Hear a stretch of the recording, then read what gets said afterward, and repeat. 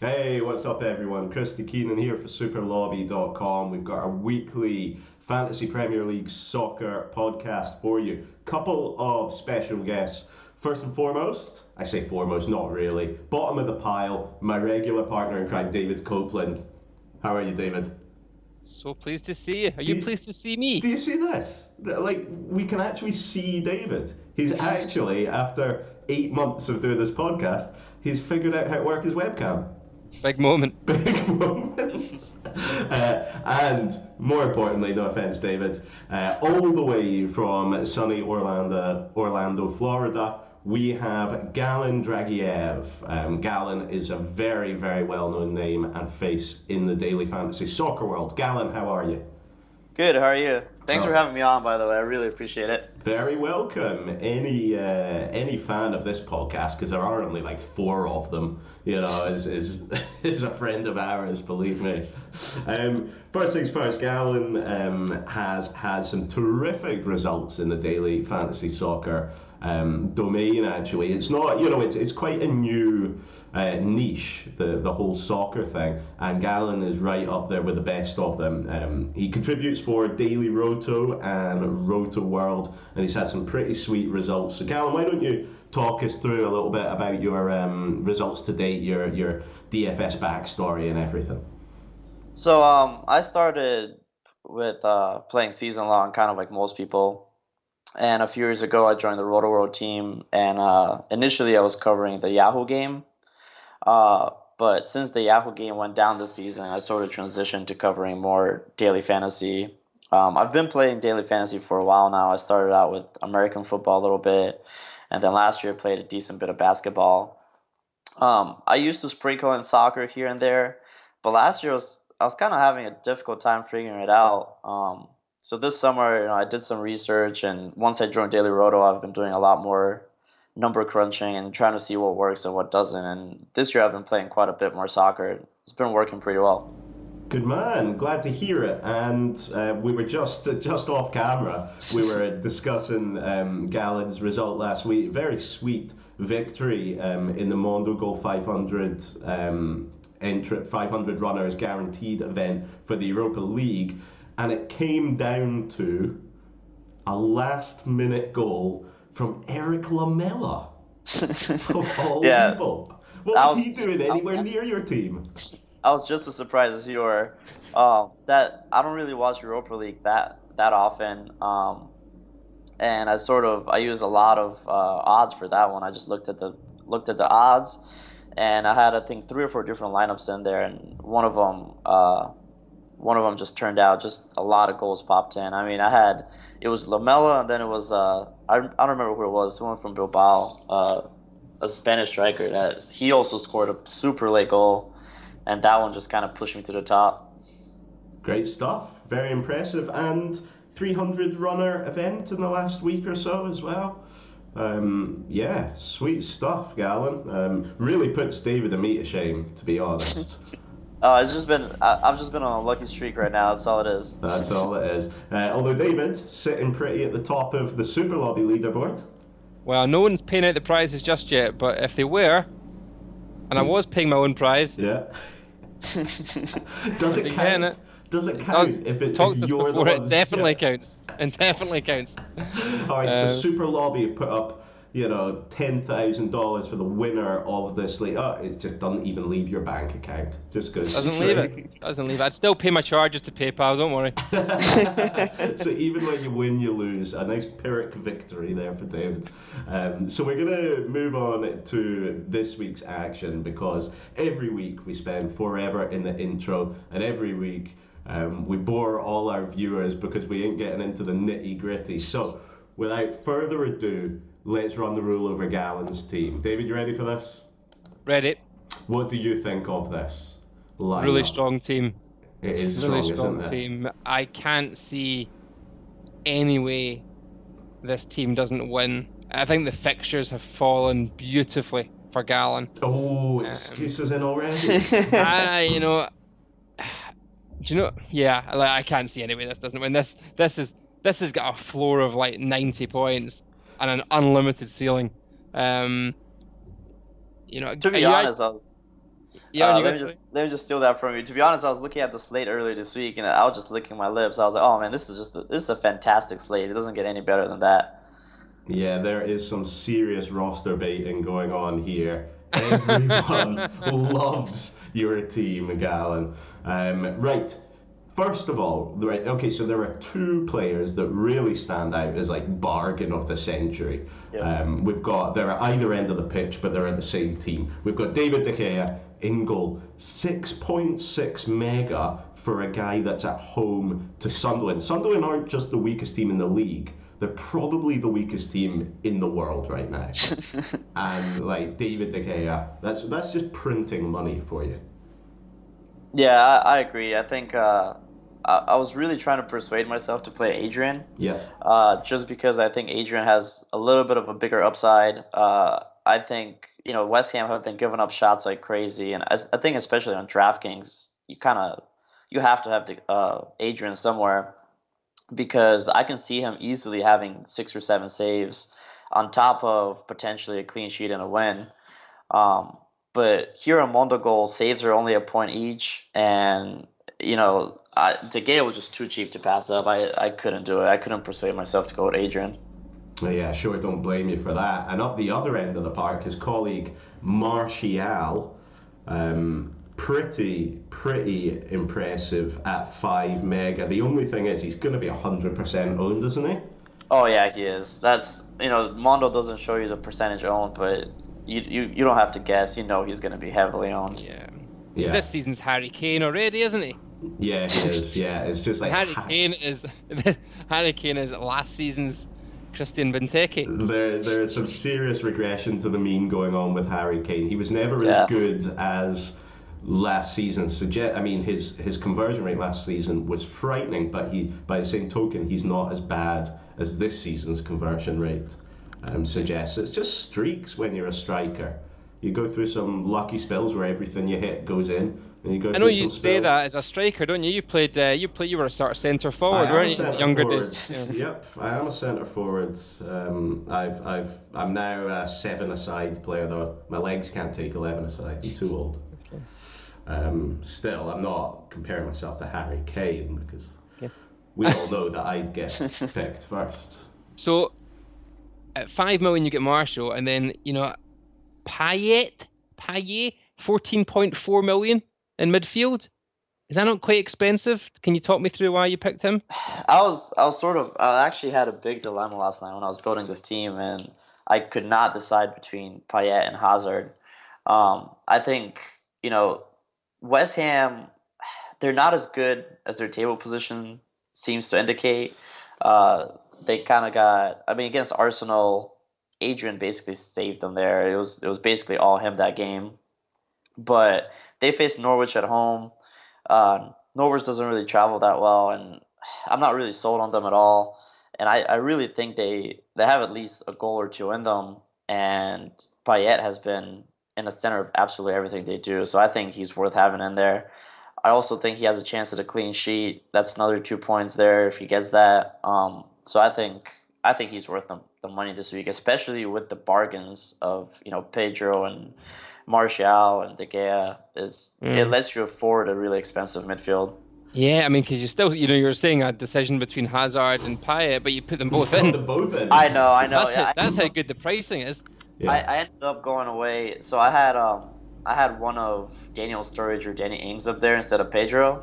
Okay. So then that way I fit in Juan Mata.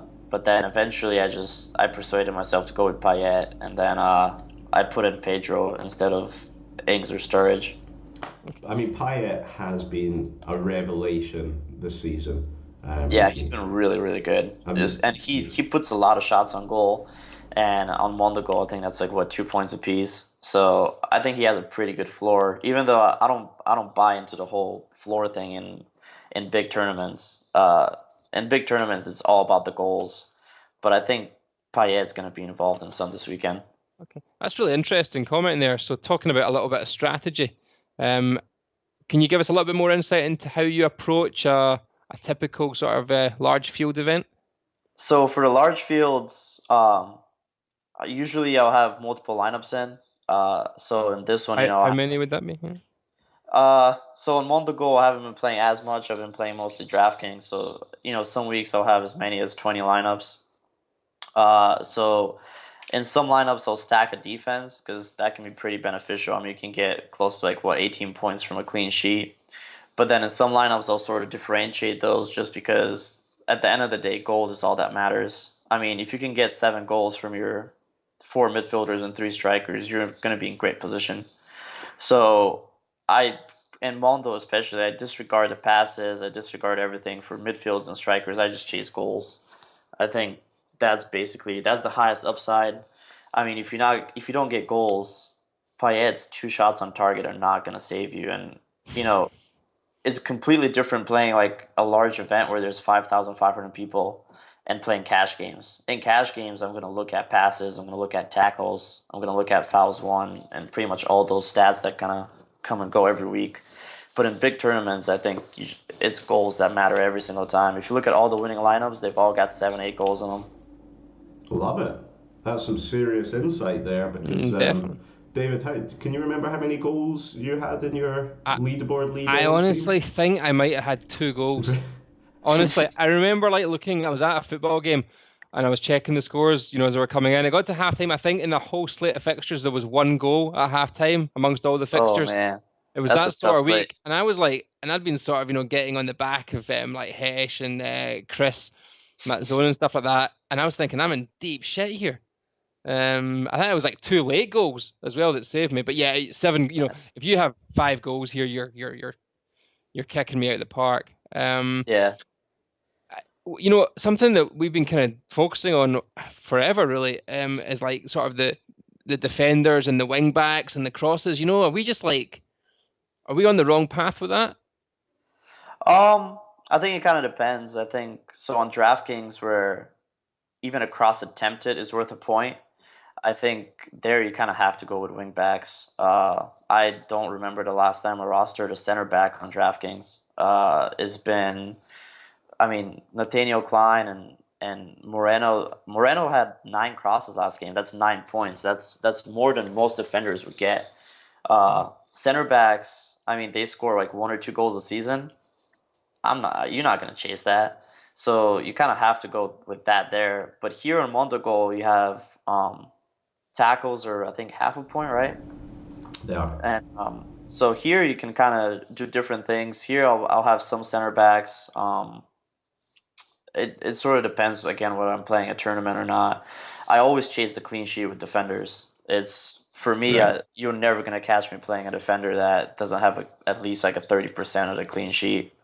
So I think that's where really most of the value is in defenders.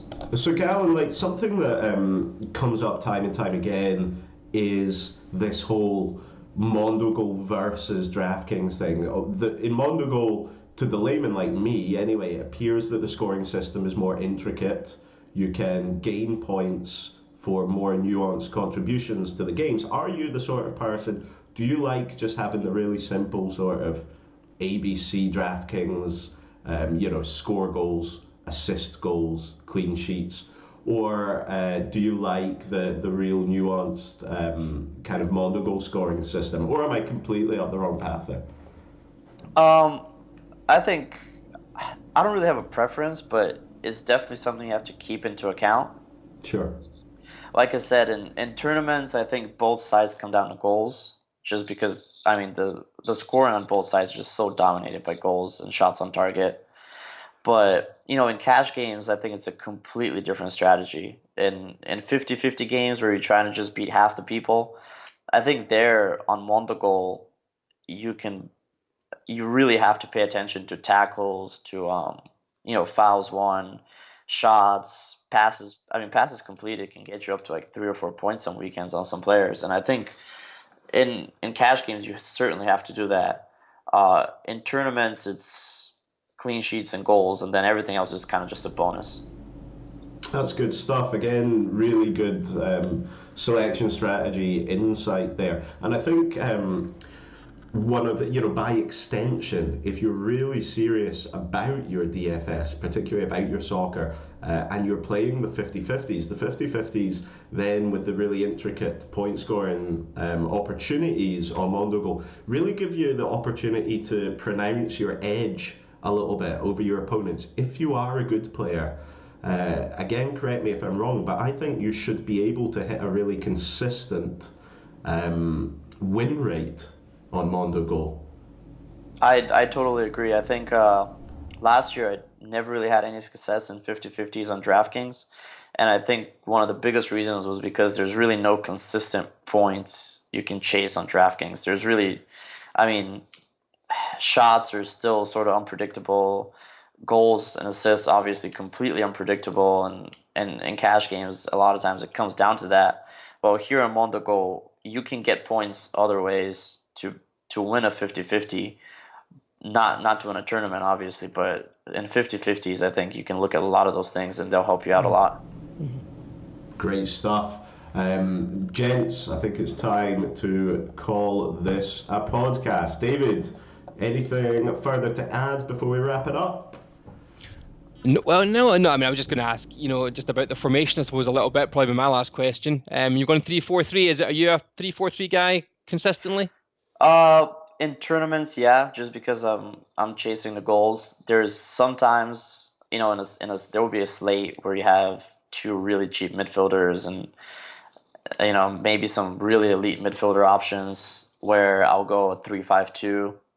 If I'm playing Serie A and it's a fairly small slate and there might not be a lot of goals coming, I might go with 4 defenders. But I think probably 80% of the time I'm sticking to a 3-4-3. I stick to a lot of home teams as well. I think that's big advantage there.